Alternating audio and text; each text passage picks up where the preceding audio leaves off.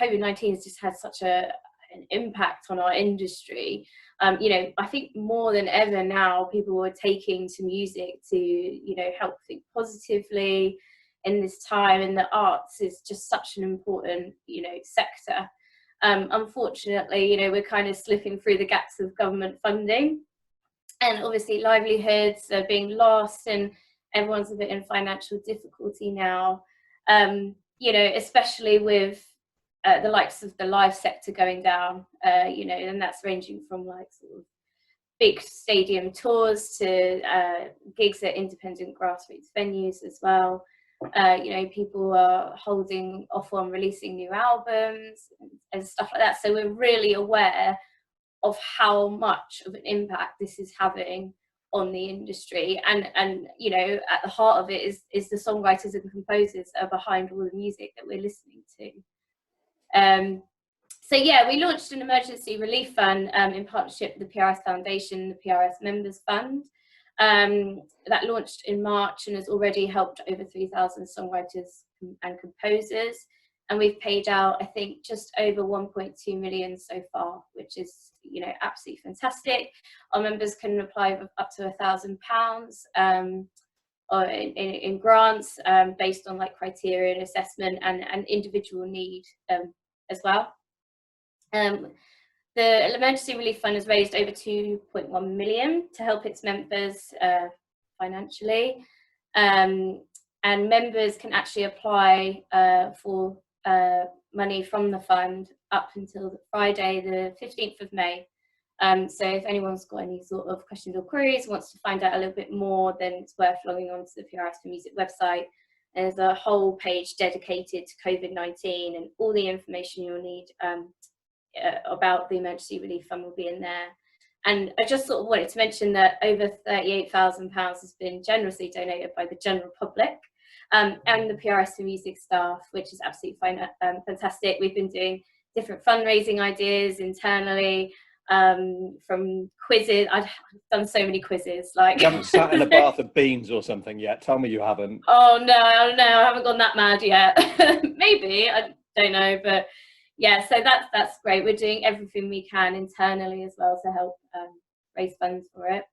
And we also, I'm not sure if you're aware, but we had a 24-hour virtual gig that happened on Friday the 24th of April, and it was called PRS Presents Lockdown. Featured over 50 artists, and basically we wanted to celebrate the role of music and, you know, the role it plays in our lives and the positive impact it has on us, and most importantly, like the creators behind the music as well. Viewers from more than 60 countries tuned in, which was absolutely amazing. To see the likes of Tom Walker, Big Nasty, Alfie Bow, Nadia Rose, Joy Crooks, Yizzy, Black Futures, a huge range of amazing artists and songwriters and creators. And if anyone does want to contribute to the fund itself, we have a Just Giving page for people to donate into, and that can be found on our website. So yeah, go and check that out and donate anything you can, because it's really, really important that we're supporting, you know, the creators behind music at this time. I'm part of the outreach team. I'm there to help support members, talk to them about PRS, what we do, and how you can create a career out of music. And we will continue to do that virtually, obviously. Normally we're out and about meeting people, but we can't do that at the moment, unfortunately. So I've been running a series of sort of like one-to-one sessions for members in the West, just sort of a 20-minute opportunity for them to ask any questions or queries. So I'll be running a few more of those over the next coming months, so that's worth looking out for. And also, because we're aware of our members doing a lot more admin now, us and the outreach team have created a series of webinars which will cover a number of topics, from registering works or songs or pieces of music to our database, reporting live and DJ performances, and general managing of their account. So hopefully they should be released in the next coming weeks, and invites will be sent out. So that's really something to look into. Everyone is in sort of financial hardship at the moment, so it's really important that we at PRS are distributing royalties to our members effectively and smoothly. I mean, a record of 174 million was distributed in April, which was our highest ever payment in history, which was absolutely fantastic. And we kind of prioritised live performance royalties, reducing the average turnaround from 6 months to 3 months, so we could just help our members a little bit more, which was, you know, absolutely fantastic. So our sort of aim at the moment is to help aid our members, be there for them, answer any questions or queries, and also make sure they're getting the financial support they need. The COVID pandemic is having such a physical impact on us, but also mentally as well. I've been going a bit crazy. I'm sure everyone else has as well. So it's important we're looking after our mental health. So there's loads of different resources you can look into there, like the Help Musicians Music Minds Matters support line, and the Music Support Helpline, which is available for those struggling with like addiction, alcoholism, emotional and mental health issues. So please reach out to anyone that you can. We need to support our mental health as well as our physical health as well. I was watching or walked past. I wasn't watching daytime TV. I don't do that. Adam Hills was on this morning, the Australian comedian who went back to Australia immediately before the lockdown. And he was saying there's that element of the mental health struggle where you think, actually, there are a lot of people worse off than me.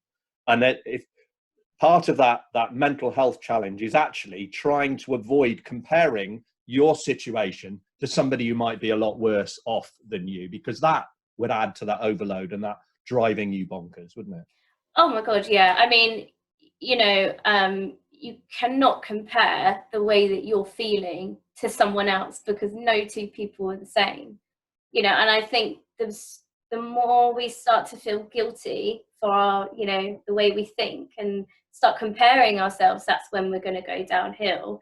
You know, like I've suffered from mental health issues, and I do now, and it does make you think, oh, I shouldn't feel, I feel guilty for feeling the way I am, because there's people going through a lot worse. But actually, you can't compare yourself. You have to put your mental health first and be like, okay, I'm feeling this, I need to address it. What can I do? What can I do to make myself a bit healthier again? And if that's taking an hour for self-care, if that's switching off your phone and switching away from the news, or, you know, having a cup of tea or eating an entire tub of ice cream, which I have done, you just need to do it.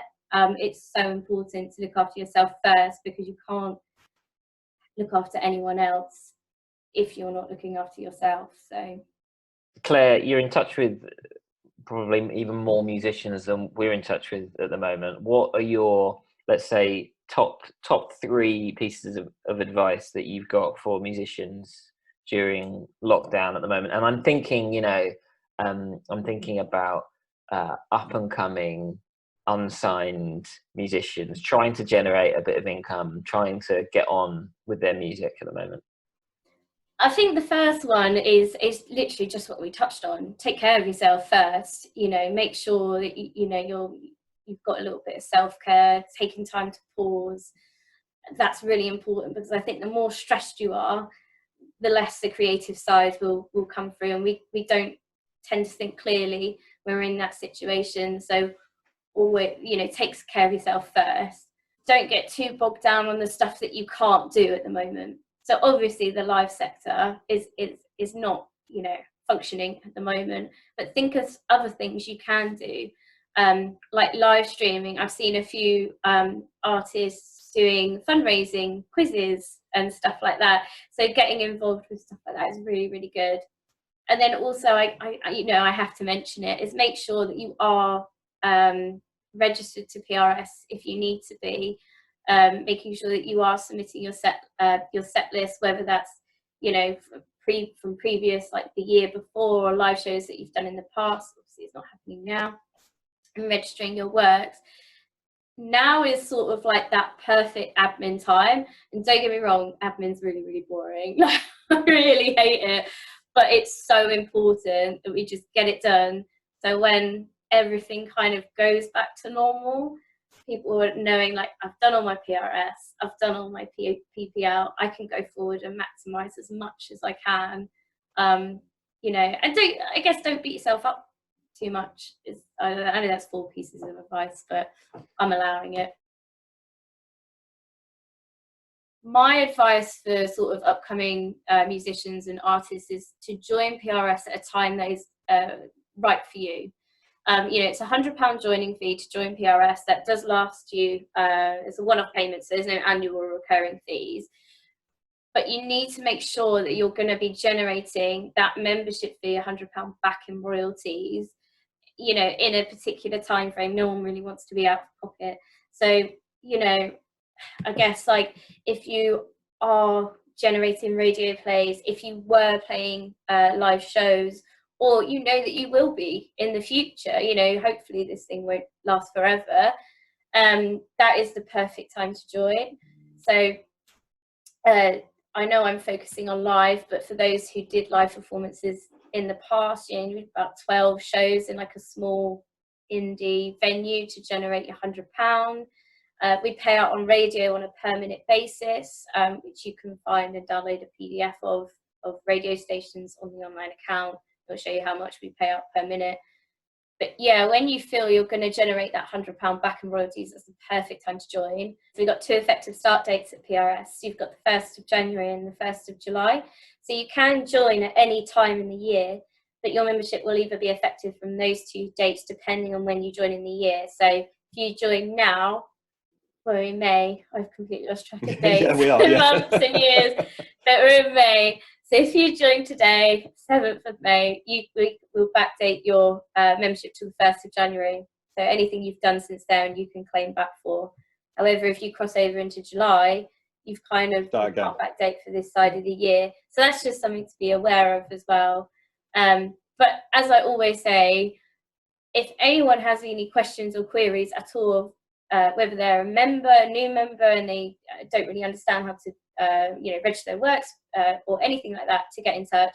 And then the other side as well, so if anyone's thinking of joining or isn't too sure whether to join or doesn't know how to join, then they just need to get in contact. You know, that's what me and my team are here for.